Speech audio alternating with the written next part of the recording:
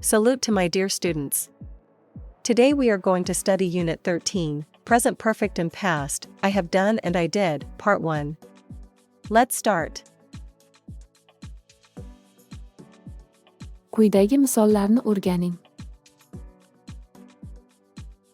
Tomas kalitini qidirayapti. U uni topa olmayapti. He has lost his key. Present perfect. U kalitini yo'qotgan. Bu hozir unda kalit yo'q degan ma'noni anglatadi. 10 daqiqadan so'ng. Now Thomas has found his key. He has it now. Tomas kalitini topib oldi. Hozir unda kalit bor. Has he lost his key? Present perfect. U kalitini yo'qotganmi? No, he hasn't. He has found it. Yo'q. U uni topib oldi. Did he lose his key? Past simple. U kalitini yo'qotgan edimi? Yes, he did. Ha, He lost his key. Past simple. u kalitini yo'qotgan edi. But now he has found it. Present perfect. Lekin hozir uni topib olgan. Present perfect. Hozirgi zamondir. U doim hozirgi vaziyat haqida ma'lumot beradi. Tom has lost his key. Tom kalitini yo'qotgan, ya'ni hozir unda kalit yo'q. Unit 7 ga qarang. Past simple. Zamoni faqat o'tgan vaziyat haqida ma'lumot beradi. Tom lost his key. Deyilganda hozir unda kalitning bor yoki yo'qligini bilmaymiz. Faqat uning o'tmishdagi bir vaqtda kalitni yo'qotganligi ma'lum. Shunga yana misollar. Jack grew a beard, but now he has shaved it off. Jack soqol qo'ygan edi, lekin hozir uni olib tashlagan. Demak, hozir uning soqoli yo'q. They went out after lunch, and they've just come back. Tushlikdan keyin ular tashqariga chiqishgandi va hozirgina qaytishdi. Demak, hozir ular qaytganlar.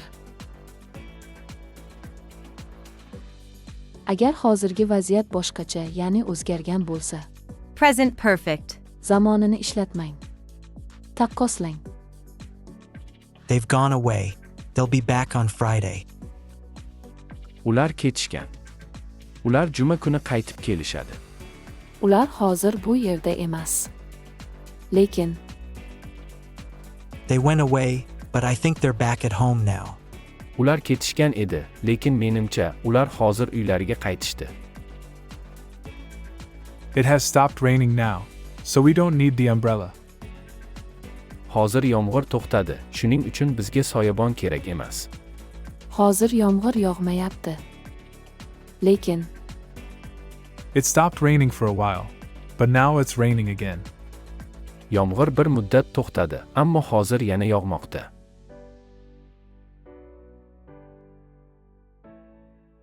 yangi yoki yaqinda sodir bo'lgan voqealar uchun Present perfect. zamonini qo'llash mumkin. Sally has had a baby. It's a boy. That's great news. Sally farzandli bo'ldi. O'g'il. Bu ajoyib yangilik. I've repaired the washing machine. It's working okay now. That's great. Men kir yuvish mashinasini tuzatdim. U hozir yaxshi ishlamoqda. Ajoyib. Bunday gaplarda odatda Past simple. ni ham qo'llash mumkin. I repaired the washing machine. It's working okay now. Men kir yuvish mashinasini tuzatdim. U hozir yaxshi ishlamoqda. Yangi yoki yaqinda sodir bo'lmagan voqealar, masalan, ancha oldingi ish harakatlar uchun Past simple. qo'llaniladi. Present perfect. Emas. The Chinese invented printing. Xitoyliklar bosib chiqarishni o'ylab topishgan. My mother grew up in Italy. Onam Italiyada o'sgan. Beethoven was a great composer. Beethoven buyuk bastakor edi. Taqqoslang. Shakespeare wrote many plays. Shakespeare ko'p pyesalar yozgan. My sister is a writer. She has written many books. Opam yozuvchi. U ko'p kitoblar yozgan. U hozirgacha kitob yozadi. Present perfect. Yangi ma'lumot berish uchun qo'llaniladi. Unit 7 ga qarang. Lekin o'sha yangi ma'lumot haqida gapirishni davom ettirganda Past simple. qo'llaniladi. Ow. I've burnt my hand. Voh. Qo'limni kuydirdim. How did you do that? Qanday qilib kuydirding? I picked up a hot dish. Issiq tovoqni ko'tardim. Look, somebody has spilt milk on the carpet. Qara. Kimdir gilamga sut to'kibdi.